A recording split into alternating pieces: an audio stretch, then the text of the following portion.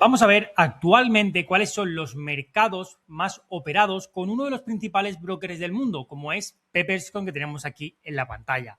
Si aún no tienes cuenta, te dejo aquí abajo un enlace oficial de uno de los mejores brokers de trading que hay en el mercado.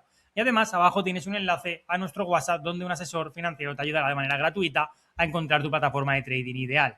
Mira, para eso nos vamos a venir aquí al launch de Pepperstone. Una vez dentro de este se va a estar conectando a tu cuenta de Pepperstone, darle un segundito y vamos a ver cuál es los mercados más operados dentro de Pepperstone, porque esto nos hace poder ver de manera más íntegra lo que está operando el mundo.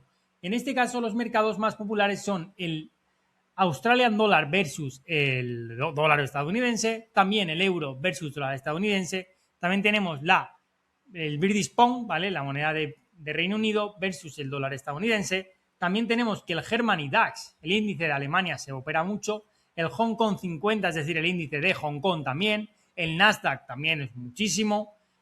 Hay tenemos tanto el Spot Brent como el Spot Crude, que son dos modalidades de exponerte al precio del petróleo. También tenemos el US 30, ¿vale? El Dow Jones. También tenemos el Standard Poor's 500. Tenemos también el USD contra el yen japonés. Y también tenemos, obviamente, como no podría faltar aquí, el oro contra el dólar.